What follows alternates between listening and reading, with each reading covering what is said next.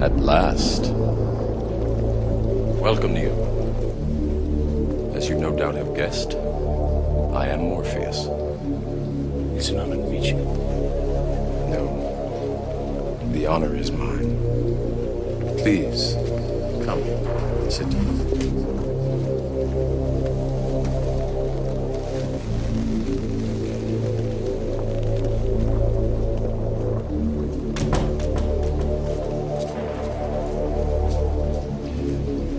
I imagine that right now you're feeling a bit like Alice. Tumbling down the rabbit hole? You can say that. I can see it in your eyes. You have the look of a man who accepts what he sees because he's expecting to win. Ironically, this is not far from the truth. Do you believe in fate? No. Why not? Because I don't like the idea that I'm not in control of my life. I know exactly what you mean.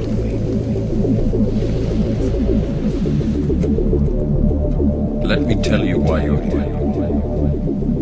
You're here because you know something. What you know you can't explain, but you feel it. You felt it your entire life. That there's something wrong with the world. You don't know what it is, but it's there. Like a splinter in your mind, driving you mad.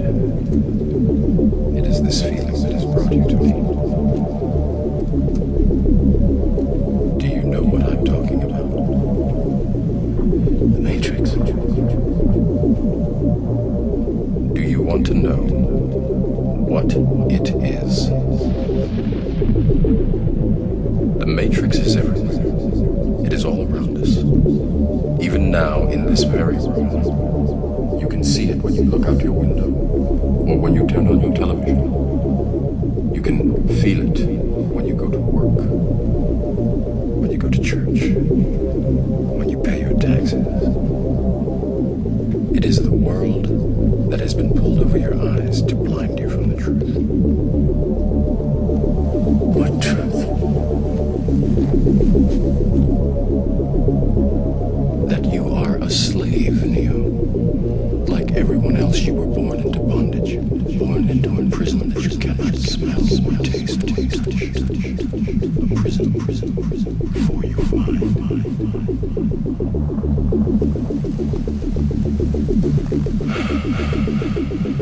Unfortunately, told what the Matrix is.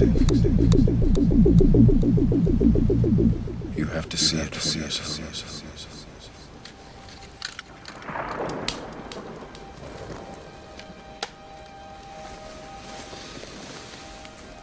This is your last chance. After this, there is no turning back. You take the blue pill. The story ends. You wake up in your bed and believe whatever you want to believe. You take the red pill. You stay in Wonderland. And I show you how deep the rabbit hole goes.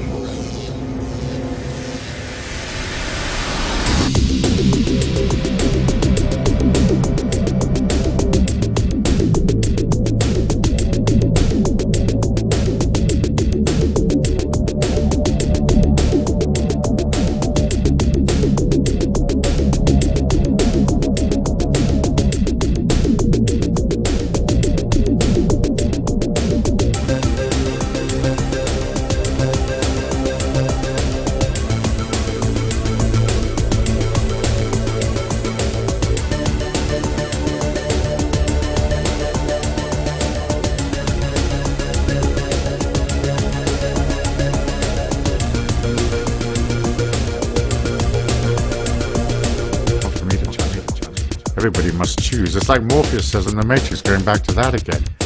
You take the red pill and you see how far the rabbit hole goes. So in effect, the rabbit hole is the side door. Or you take the blue pill and you wake up in your bed and you believe whatever you want to believe. Now when he said that, he wasn't being callous. He was empathizing with Neo. He was saying, look bro, if you don't want to go down the rabbit hole, don't go. You can return to your life, your ivory tower, your bed, and remain in that place. But the world is changing. The world is going to change dramatically, the most change that history has ever seen in any short period of time. And that changing is right upon us, right? It's the double spin symmetry of our solid world that creates the bubble or the sphere that we're trapped in. Think of a revolving door at a hotel. You're in the lobby and you know there is a celestial world out in the street. So you enter the revolving door and it spins very fast, twice. And it plonks you back in the lobby, back in 3D. You never got out. That's why we humans are stuck.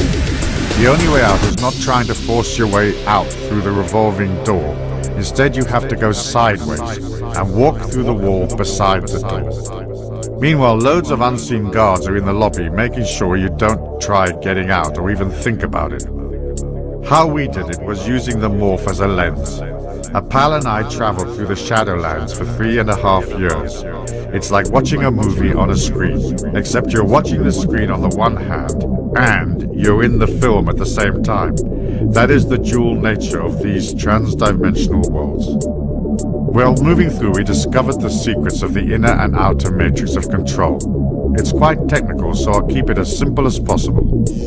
The outer matrix contains all the trans-dimensional beings that seem to be outside of us.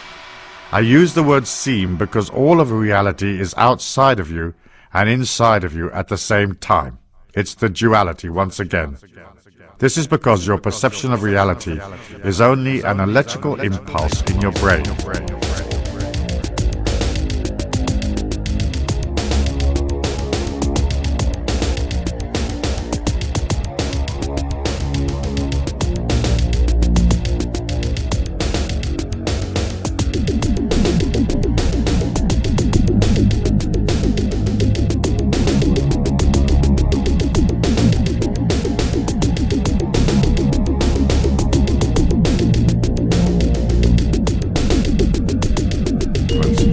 And the squiddies that attack the humans are the flying ghouls and the etheric beings in the outer matrix.